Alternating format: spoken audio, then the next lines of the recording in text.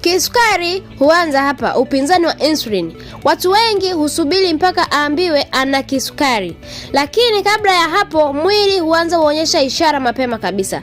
Picha hii inaonyesha dalili za upinzani wa insulin, hali ambayo mwili unatengeneza insulin lakini seli zinashindwa kutumia insulin hiyo vizuri. Matokeo yake unaanza kuhisi njaa ya mara kwa mara, kuchoka na kukosa nguvu pasipo kufanya kazi yoyote ngumu, kutamani vyakula vyenye sukari nyingi sana, kuongeza kitambi, kusahau sana mambo mengi, sukari kuwa juu na kuwa na weusi shingoni ama makwapani, kushindwa kupunguza uzito.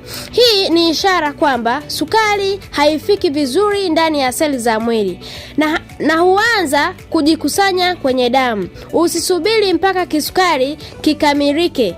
Tambua dalili mapema na uchukue hatua. Nitumie ujumbe sasa niweze kukusaidia kama ambavyo nawasaidia watu wengi kuondokana na changamoto ya kisukari. Kwani wengi wanakuja wakiwa na changamoto nyingi na wanaondoka wakiwa vizuri kama zamani. Karibu sana.